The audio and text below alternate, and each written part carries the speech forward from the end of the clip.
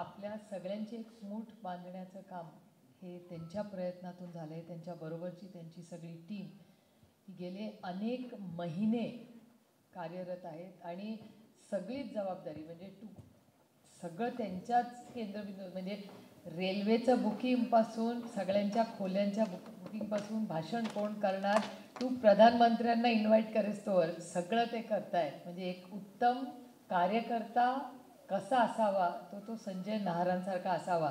मी तर ठरवलं आहे आपल्या पक्षात आपण मला वाटतं त्यांना एकदा लेक्चर द्यायला बोलूया की कुठलंही काम हे कसं एखादं नियोजन करताना करावं. त्याच्यामुळे आज मराठी भाषा आणि अनेक वेळा याची चर्चा मी आणि अमोलदादा किंवा अमरदादा आम्ही संसदेतही करतो की आम्हाला नेहमी असं वाटतं की आपलीच भाषा नाही, कुठलीही मातृभाषेसाठी आपण प्रत्येकाने आपल्या पुढच्या पिढीला त्या भाषेबद्दल ओढ प्रेम हे असलंच पाहिजे. आणि सातत्याने नवीन पिढीमध्ये एक नवीन गोष्ट सातत्याने दिसते की दुसऱ्या ज्या परदेशातल्या भाषात म्हणजे इंग्रजी असेल किंवा दुसऱ्या कुठल्या भाषेत परवाच्या दिवशी महाराष्ट्र सरकारने एक निर्णय घेतला आहे की स्किल डेव्हलपमेंटमध्ये जेव्हा आपल्याला जास्त काहीतरी वेगळं शिकू पाहतो त्याच्यात जर्मन आणि स्पॅनिश भाषेचा उल्लेख त्याने केला आहे की ह्या भाषांमध्ये आपण जर केलं तर मुलांना तिथे नोकऱ्या मिळता येईल. तो निर्णय अतिशय उत्तम आहे.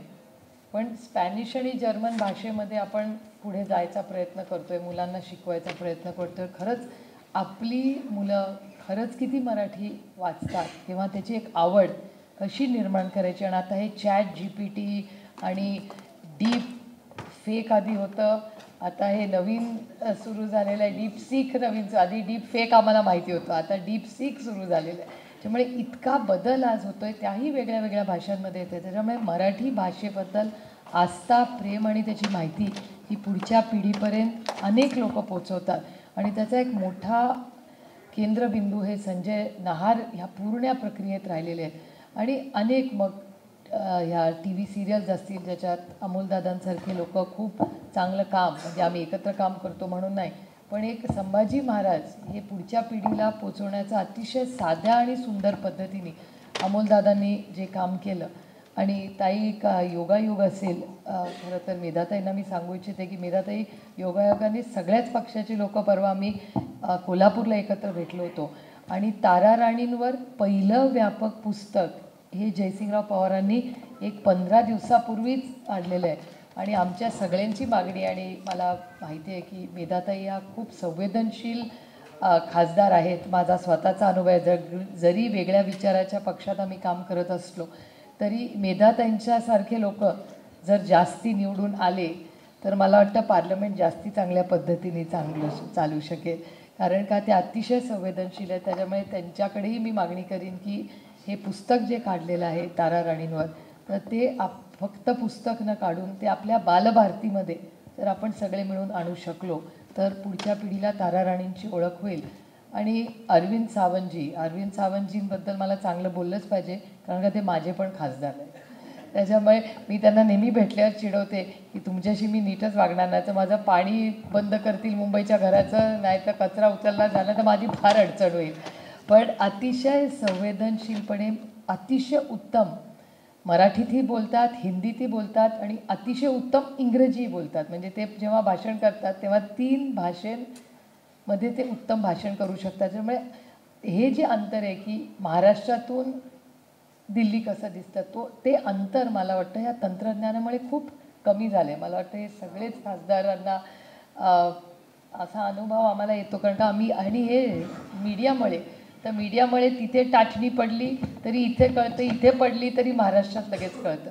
म्हणजे आज जगाला कळायच्या आधीच 7:30 वाजता मला फोन येऊन बातमी पण लागली होती, मी जागी होईस्तोवर, की रामराजे निंबाळकरांच्या घरी रेड झाली. म्हणजे त्यांनाही कळायच्या आधी माध्यमातून आम्हाला कळलं होतं दिल्लीत बसून. त्यामुळे तंत्रज्ञानाचं खूप मोठा एक मदत म्हणा तीही होते. पण त्याच्याबरोबर भाषेबद्दल आणि मराठी भाषेतून जेव्हा आम्ही ही भाषणं करतो तेव्हा एक वेगळं कौतुकही होतं. पण त्याचबरोबर ती आम्हीही आपापसात बोलतो पण आपली पुढची पिढी ही खरंच किती मराठी बोलते, किती आपली किती म्हणजे माझी मुलं इंग्रजी माध्यमातच शिकलेली आहेत. त्यामुळे कसं होतं, भाषणापुरतं सांगायला मी नेहमी उदाहरण देते की जे जास्त म्हणतात की आमच्या मुलांना मराठी शिकवा, त्या सगळ्यांची एक R.R. पाटील सोडून मला नाही वाटत, निदा त्यांची मुलं मला नाही माहिती कुठल्या माध्यमात शिकली, पण R.R. पाटलांची मुलं खरंच जिल्हा परिषदच्या शाळेत मराठी माध्यमातच शिकलेली.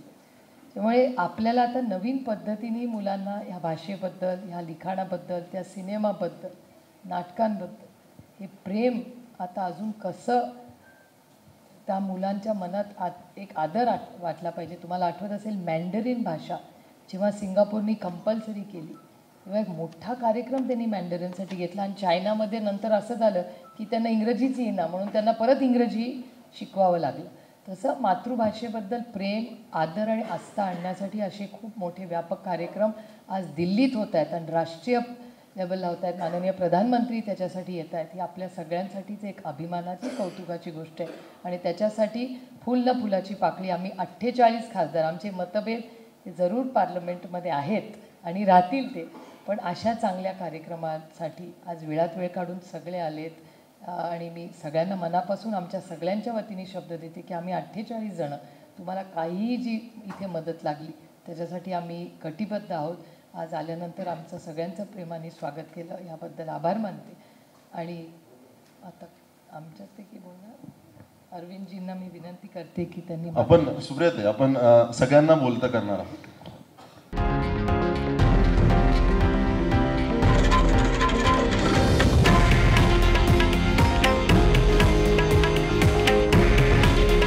हे आहे देशातील नंबर 1 न्यूज नेटवर्क आणि आपण पाहत आहात TV9 मराठी. काळजी तुमची, हित महाराष्ट्राचं.